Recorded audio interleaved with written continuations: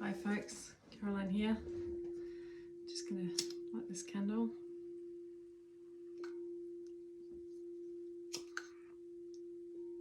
It's actually a bit far in.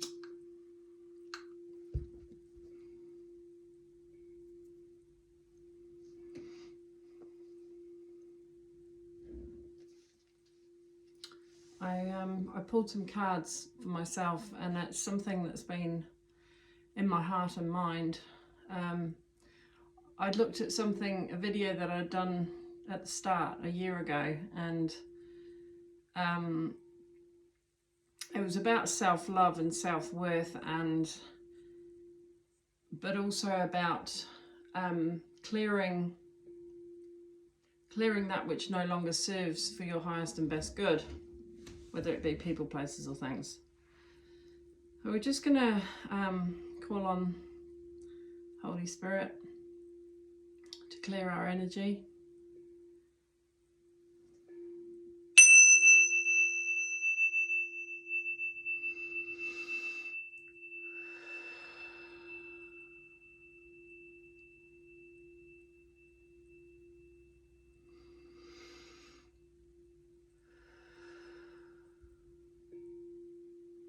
Just placing your hand on your heart, taking a big deep breath in, release, and again, release, and again, and release. So I went into the Kali Oracle, and I looked at it the other day too, and I had 32, but this time when I shuffled them and went through around 23 and 32, well, they're mirroring cards, and I thought, oh, this is going to be interesting. So that was 23. Interestingly enough, the scepter, I did a voice message on Messenger to a friend, and I noticed, as it does the lines, I noticed it was like a scepter, and I only just realised this today, so that it's in this card.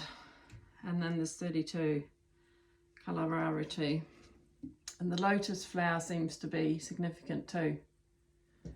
So anyway, I'm just going to read straight from the book.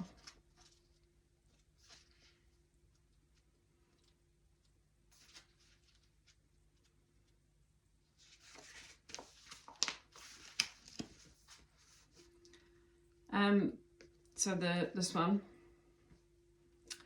burning golden light of divine protection, she arrests the flow of negativity, particularly that of our own making.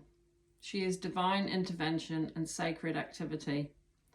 She transforms our karma from that which hinders our joy to that which creates true happiness and bliss for ourselves and all beings. As you seek refuge in her, you are protected from gossip, slander, and any form of negativity from others. A positive turning of the tide of fortune is predicted. I'm just going to pause there, because yesterday I was in town and there was somebody that I'd cut off my Facebook friends list because of something that they'd become negative. I felt their negative energy towards me, and a judgment. Just don't forget, this is spiritual warfare. I mean, I've had it all my life at different times, but probably more so as I've got nearer to the light. What do they say? New level, new devil. But I bumped into them, and I can honestly say I had no ill feeling, which was great for me. And I could say hello. I don't wish to add them back, but it was a neutral space. So I feel that that's how we transmute a lot of the darkness. We just don't give it we just don't entertain it, as it were, but we give it to divine. And if you have anyone in your life where you feel a negative spirit from them, slander or gossip or whatever it is, and it might be completely unjustified. I know for me, I certainly personally felt, and divine's my witness, but it's okay to let them go. You know, and as we read through this, because I have pre-read this 23, it'll explain it in more detail. So anyway, right.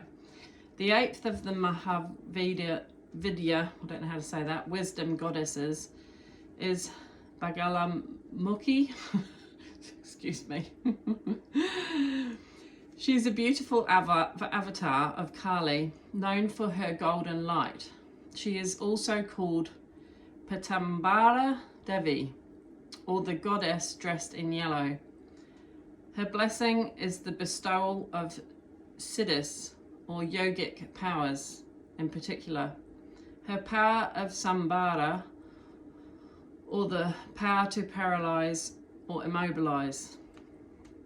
She is known for pulling the tongues out of demons, which seems gruesomely at odds with her beautiful appearance.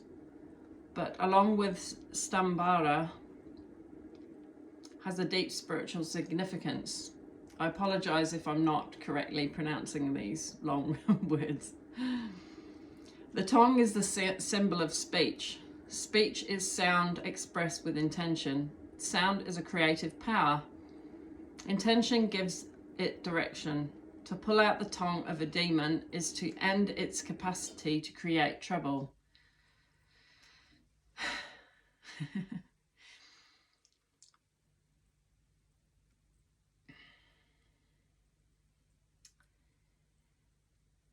I personally, I'm just going to pause again, because I personally have had people, you know, close people in my life, but that I knew never really had my back or my highest and best good.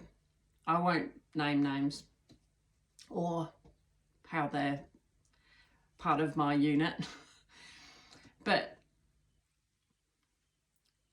they will attack, but they'll do manipulative, and then they'll act as if nothing's wrong, that they didn't do anything, right? Making you feel hurt and betrayed, and then they'll love bomb you. I mean, we know it's like a narcissistic trait, love bombing, manipulative energies, but you really don't need them in your life. If they're causing you harm, please find a way to go no contact, is my advice, if at all possible, because it's your peace that is what is the most precious gift you can give yourself, your internal peace. And yeah, so that's just my little input there. So I'll just read that bit again. Sound is a creative power. Intention gives it direction. To pull out the tongue of a demon is to end its capacity to create trouble.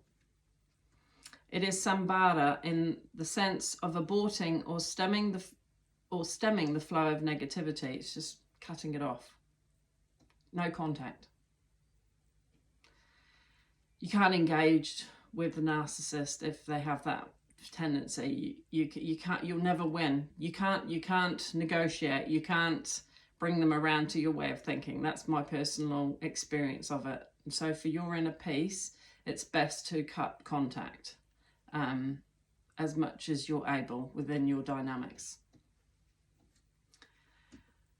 Bagalamukhi halts negativity in its tracks, preventing it from doing any harm.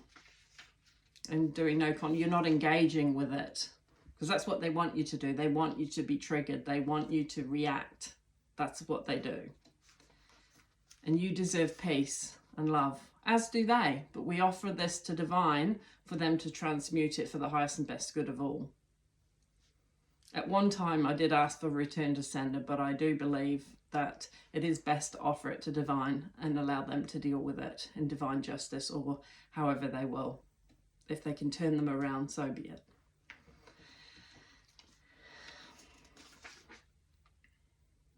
So preventing it from doing any harm, nullifying its power to cause havoc. These are, excuse me again, drama queens, if you like. Yeah, you just don't want drama in your life. It's not good for your nervous system. It is an act of protection. Okay? If you or another have said words you regret, or you've heard some nasty gossip or jealousy or hatefulness stemmed from someone's lips akin to a curse, trust that your spiritual refuge in Bagala Mukhi will nullify its effect. So, in divine source, God, whatever you want to call Father, Mother, God, into yourself, the power within you. Okay? Ripping out the tongue acknowledges the power of negativity and the need to have zero tolerance for it. There is no pretending the negativity doesn't exist. It means recognizing its sources within or around us and cutting them off at the root, thereby removing their capacity to influence us.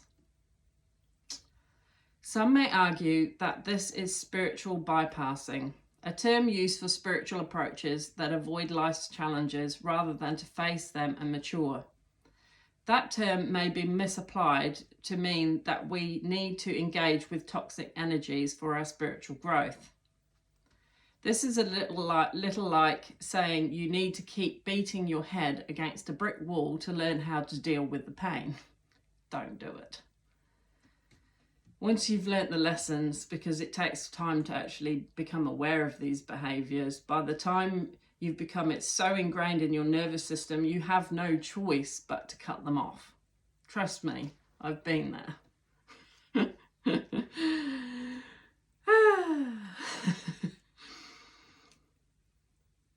There comes the point when you will realise you no longer need to continue. Understanding the nature of the behaviour and of the pain it causes is enough. This is not weakness, but wisdom. We must be wise. Bhagam Mukhi's presence in a reading indicates that you are learning how to self-protect, to have enough self-worth, to realise you don't need to accept negativity, undermining and toxic energies in your life. Heck no. Your happiness and spiritual growth will increase as you clear them out. To do this, you may need to cut something off entirely. Sometimes that is the only effective way. It takes spiritual strength to give yourself unconditional support so you can thrive, especially, for example, if childhood conditioning was laden with a duty to sacrifice your well-being to another's emotional suffering.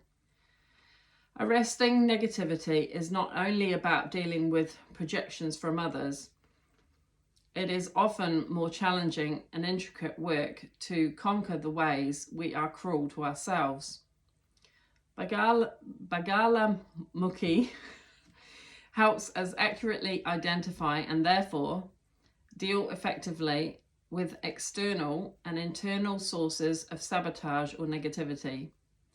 Harshness toward ourselves or others is very different from a healthy and humorous recognition of our weaknesses, which helps us become less reactive and creates more happiness. Bagala Mukhi is about tackling unhelpful toxic shame, that which leaves us feeling unworthy, that something is innately wrong with us, that we do not deserve love or respect. It does not keep us humble. It keeps us spiritually incapacitated. We need a healthy sense of self-worth to be committed to growth and learning. We need to believe we are worthy of our unique destiny.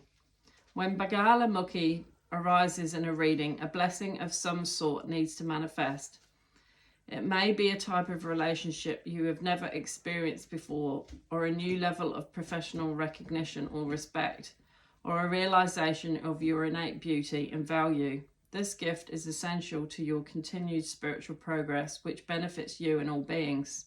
To be able to receive it, some form of toxic negativity needs to be conquered and so it shall be. Do not be afraid to affirm